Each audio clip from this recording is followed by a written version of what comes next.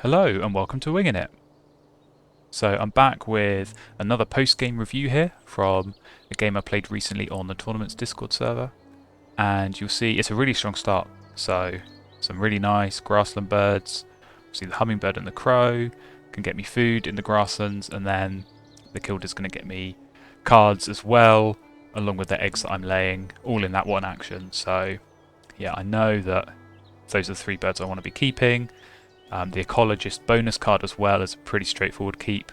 That's usually a guaranteed 4 points, but very easy to get 6 or even 8 from that as well. So yeah, really nice start. I'm very happy with that. And certainly, you look at all of those end of round goals, they fit really nicely as well. So my opponent went first, and there was the American Crow in the tray, and I did fully expect them to take that. But actually, I was kind of hoping they would because, I don't need that extra food. I think ordinarily that American Crow would have been a bird I would have wanted to pick up. But I know with the hummingbird and the fish crow, that's probably enough. That's going to get me that 2 food. And like I've said before, I think as soon as you can get to that point of generating 2 food in your grasslands, then you can safely ignore playing any of those brown power birds in your forest. And especially seeing that my opponent played Eastern Phoebe, I know I'm going to be getting some free worms from that as well. So that's just going to supplement my food supply even more. But with my opponent taking the crow, that meant I could get the American Avocet. And I think particularly when you're running a killdeer setup like this, certainly a bird like the Avocet is always a good one to try and go for. I think these kind of big point birds that go in your wetlands, for the same reason as I'm not going to need to play brown powers in my forest because I've got birds like the hummingbird and the crow. I know I'm not going to need to play birds with those brown powers in my wetlands because I've got the killdeer, and that's going to sort me out for cards. So certainly these big point birds, but also kind of these passive point generating birds like the Avocet, they're definitely good to go for. And certainly seeing that my opponent is going to have a Phoebe and crow in their grasslands, I know they're going to be laying lots of eggs, so I can at least use this as a little bit of a defense mechanism against their strong grassland setup. Now, as I mentioned, this is on the tournament's Discord server, so we do have the house rules in play, which means that birds like the killdeer, the Franklin's gull, and the 2 ravens can't be played in the first round. So ordinarily, I'd be getting that killdeer down as soon as possible, and I think I could have done so certainly on that previous turn. But with those house rules, I do have to wait a little bit longer. And one thing that you do often find, I think, with the house rules is that you can often end up having a really slow first round. With a bird like the killdeer, you don't want to be wasting turns setting up a really nice wetlands because as soon as that killdeer is played, you're not going to use it. So you kind of don't want to play anything in your wetlands, but then, if you do have to draw cards or, you have to spend your turns doing something, it can often be quite slow. Maybe you're getting 1 card at a time or 1 food at a time, and you're kind of just biding your time. You're being really slow and actually quite inefficient with your turns. And then finally you can get that killdeer or that Franklin's gull or that raven down at the start of round 2 and start generating something, but you often find yourself slipping behind. And I think certainly, if I didn't have the killdeer here, I would feel myself slipping behind, because just looking at the way my opponent is setting up and all these big point birds they're getting down, I would certainly be worrying. But yeah, certainly I didn't have too much of that problem in this game. I think because having that hummingbird and the crow, but also the Avocet, I had some things to aim towards, and I knew I could still be building up part of my engine and getting some points down, and then I could play the killdeer in that round 2. Now on that last time I did go for the vulture, which might look like a bit of a strange move, but this is kind of purely for that end of round. I looked at my opponent, I saw they didn't have any food, so I was kind of pretty certain that they weren't going to be playing another bird. But obviously with me going second, I kind of have that luxury of being able to wait and see what they do. But this vulture, I think it is quite a good move in this case. It gets me 2 points for 0 food, but it's also going to get me effectively 3 more points by tying that end of round goal. It's going to help for end of round goal 3 as well, and it helps for the ecologist. So I think it kind of made sense to go for that, and it's not really slowing down my tempo at all. I could have just gone for eggs on this turn, got a bit more food, But actually, I see I've already got that worm, which I think might have come from my opponent's Phoebe, which means I can play the vulture now, and then I know that in this next round I can get the killdeer down. Now that was the plan, but another key thing I think in Wingspan is to be flexible. So as soon as that brewer's blackbird comes up, that's a really nice bird to be pairing with the killdeer. You often find that the killdeer is going to give you a lot of cards, but then you can't always turn those cards into anything. And certainly with the volume of cards that you draw, you're going to end up drawing some bad ones. And having a bird like the brewer's blackbird, you can tuck those extra cards, you get a point from the tuck, but you also get a point from the egg. So essentially you're turning all of these kind of trash cards that you were never going to play into 2 points. And yeah, it's just such a strong bird that I had to spend that turn going for it. Even just taking that single bird might feel a bit slow, a bit inefficient, but it's going to pay for itself once I can get it down with that killdeer. And you'll see my Avocet is kind of already starting to come into play. Unfortunately, not having that ground nest down one turn earlier meant I did miss out on the egg. But I know, with my opponent laying lots of eggs, if they're going to give me an egg with the Avocet, but also that worm from the Phoebe, they're really going to be helping me out and, yeah, supplying me with the extra food and also giving me that extra eggs. And really that's why I was quite happy to get a bird like the hermit thrush. So, like I mentioned, you're kind of normally not looking for these kind of strong brown power forest birds when you have this good food generation in your grasslands. But actually, with that star nest, it's really going to help for the last 2 end of round goals, and it's a 7-point bird in its own right. So that's really nice, and yeah, it's going to help with the ecologist. Along with that downy woodpecker I just picked up, I can pretty easily target that. It's a pretty straightforward double play. They're both going to help for the end of round goal, but yeah, that star nest as well is going to help just give me a bit more egg space for that American Avocet to lay eggs into. Now this kind of mid game, it's pretty straightforward at this point. I've got the killdeer down, I've got the food for the brewer's blackbird, and like I said, kind of once you get that down, you're kind of good to go, because beforehand I was laying eggs. I was laying 3 eggs, but actually 2 of them got discarded, so I'm only generating 1 point a turn. Obviously getting lots of cards and food is nice, but you kind of want to be generating points while you're doing that. Now with that blackbird, not only am I getting that extra egg, but I'm getting the tuck and the egg from the blackbird itself.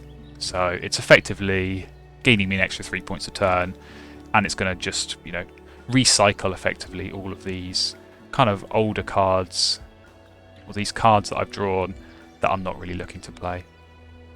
Now you see there's another one of those double birds that's come up in the tray, and I was really keen on it, but then I drew the cerulean warbler, so knowing that I'd have to tuck something, I kind of didn't want to tuck that. So I went from the deck and drew the purple martin, which is probably an even better bird. So again, another one of these kind of tucking birds. I think certainly these tuck and draw ones, when you have such a strong supply of cards from the killdeer, really kind of no-brainer to get that down. It's going to get me loads of points because I know I'm going to be laying eggs a lot. It just gives you that extra card cycle, so I can filter through the deck that little bit quicker. It's going to help for these end of round goals as well. Certainly end of round goals 2 and 3, really, really nice. But also, yeah, just gives more egg space as well. And suddenly, when I'm laying eggs, I'm obviously going to be getting quite a few. So I don't really want to be filling up too quickly. I want to give myself enough time to cycle through the deck, like I said, and hopefully get some good birds to play. Now on this turn I did unfortunately have to tuck the warbler. I really didn't want to because, like I mentioned before, these are the kind of birds you look to play in your forest when you have those spaces free. I don't have to play these brown power food generating birds. I can save them for big point birds and bonus card giving birds. But I couldn't skip the tuck there. I got 1 point from the martin and then 2 from the blackbird, so I would have effectively been sacrificing 3 points there, and that wasn't worth it. For only a 4-point bird, if I skip those tucks, I'm effectively only gaining 1 point by playing that warbler because of the 3 points I missed out on. So it made sense to tuck it. Unfortunately, then just keep drawing more nice cards to the night heron. Again, big point bird to get in the wetlands, so it is a shame. And that is kind of a bit of a danger with something like the Brewer's Blackbird. You don't want to be skipping those tucks, but if you have these really nice birds that you keep drawing, you kind of force yourself to tuck at some point. But I think that's a nice problem to have. I'd rather have a handful of really nice cards that I want to be playing and struggling to decide which of them to not play, than have the opposite problem of drawing a load of trash and really struggling to find something that I can actually play. Now, my opponent went for cards here, and I noticed that they do have the Sandpiper, which I think ordinarily is a really good counter to something like the Killdeer. I'm getting lots of cards, I'm seeing lots of cards. Certainly that risk of giving your opponent nice cards is kind of mitigated a little bit with something like the Sandpiper. But it kind of worked out perfectly for me here because, like I was just saying, I didn't really want to be tucking any of those, but it did mean that my opponent giving me something, it just meant I could tuck that instead, which was very, very handy. Now, I did expect them to take the Barn Swallow as well. Like I mentioned before, these kind of tuck and draw style powers, they're really strong in the grasslands, and that Star Nest as well was really going to help for those last 2 end of round goals. So I can't play it myself. Obviously, it could go in that wetlands, but kind of pointless. And obviously, my grasslands is full, but it's a pretty clear deny, I think, from my perspective. It's not going to really cost me too much in terms of that opportunity cost of being able to see something better, because I'm already seeing 3 cards a turn. I'm getting 1 that I'm drawing off the Marten and then 2 off the Killdeer. So with all these turns left, I can feel pretty safe that I'm going to find something nice, and yeah, certainly worth spending that 1 card really taking the Barn Swallow in that case. Now, this is a point I mentioned in my previous gameplay video, which is that if you can avoid playing birds and kind of put off that decision as long as possible, then in most cases you should. So obviously here I've got the food to play all of these forest birds, but I don't have to. Obviously I need to at some point during this round because of that end of round goal, but if I can avoid doing that and just spend a few more turns to draw cards and kind of give myself that extra information, then absolutely I'm going to do that. And it's paid off here because I've drawn a really nice bird in the Great Egret. So I know, like I was saying before, I've got all these empty spaces in my wetlands, and I can look to fill those up with these kind of big point birds. And suddenly that Egret, along with the Night Heron, that's 16 points from those 2 birds. And that is just huge. It's going to help with the ecologist as well. So yeah, that was a really nice turn. I was very happy to, like I say, skip that turn where I could have played birds, instead spend it drawing cards through my grasslands. And yeah, what it's meant is that I'd spent that turn, I got the card I was happy with, and now deciding it's time to get these birds down. Certainly, these 6 extra spaces for the cavity nest, that's really going to help me be able to target this end of round goal. But not just that, just in general, those egg spaces, you'll see I was close to filling up on that last turn. I probably could have gone 1 more turn, but now you see I've suddenly got 15 egg spaces, and I'm only really gaining 3-4 eggs a turn, depending on which powers I use and which I skip. So that means I can really run this engine for another 4 or 5 turns, and again, that's just going to give me time to filter through the deck. Maybe I find another nice wetland bird, or something that I might want to play in addition to these 2 wetland birds I've already got, or maybe something instead of the Night Heron that could give me a bonus card or something. But really, like I said, it's just about giving yourself that time to assess all your options and give yourself as much information as possible before having to make that decision. So you see here again getting some free eggs from my Avocet. And certainly it's helpful to have those 2 star nests in the forest. Obviously that Killdeer, for the most part, has had enough egg spaces on it.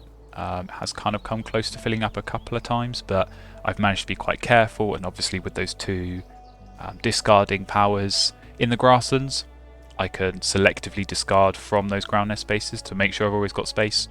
So that's really a nice option to have.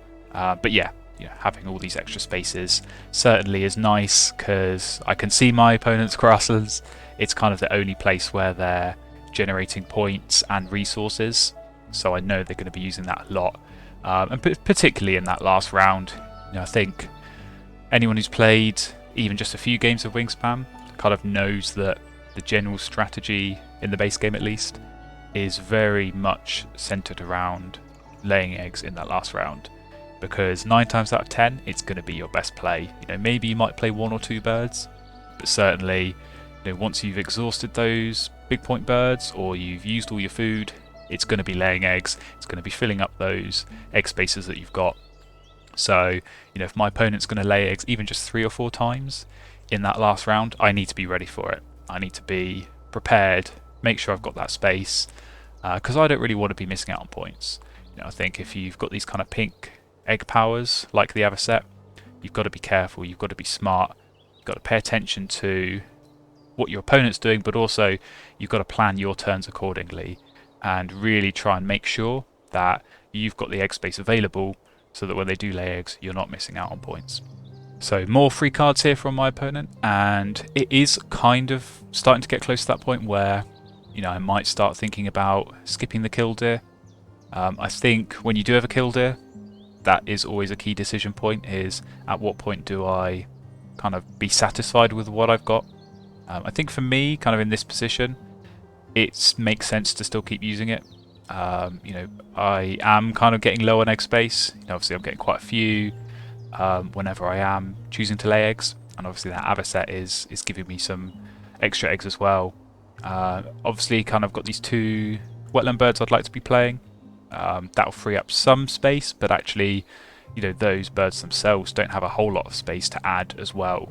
So I can play those, and that's probably going to give me maybe 3 turns of laying eggs, but there's 4 turns left in this round, so I need to be careful. I need to make sure that I don't fill up on egg space too soon without something to play.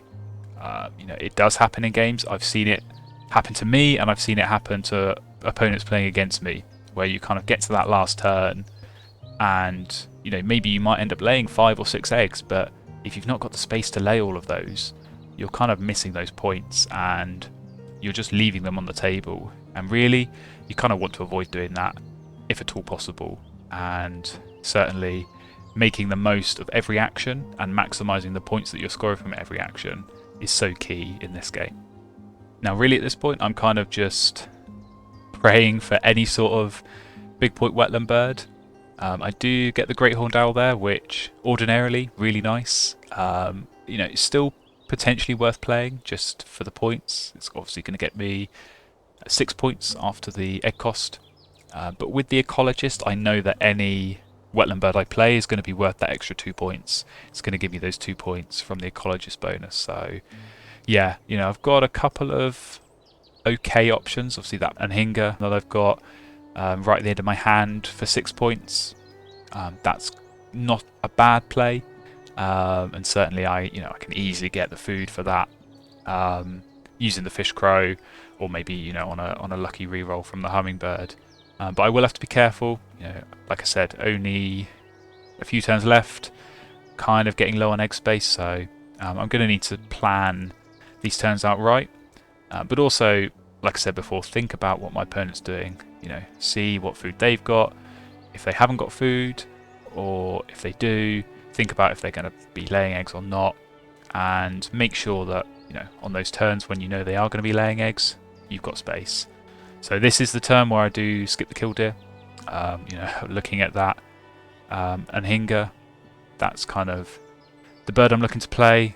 Like I said, I can get that extra fish, which means I can get it down, and it's 6 points. It's not bad. I don't think any turn at the end of the game like this where you're scoring 6 or more points, I don't think you can be too disappointed with that. So yeah, I planned this out quite well. I feel I can get the Anhinga down on my penultimate turn, and then I get 1 turn of laying eggs, and with that extra food I got from the hummingbird, I can just discard that for the extra egg if I need to. I might end up missing potentially 1 egg from my Avocet. Seeing that blackbird go down kind of tells me, okay, my opponent is definitely going to be laying eggs these last 2 turns. So if I can clear out those ground nest spots like I do there on the killdeer, it does give me every chance of, yeah, at least trying to make the most of that. But you'll see I will, just miss maybe one egg here, but I don't think that's too bad, considering over the whole game that Avocet went down really early. Got plenty of eggs from it, plenty of points. It's helped for this last end of our goal as well, which has been strong. So yeah, really feel like I've managed to make the most out of that at least. So like I said, do get one free egg there, which means I've got 5 spaces and 5 eggs to lay. Don't even need to discard that seed. Now I was considering here using the crow's power just to clear out the egg space and get the extra food.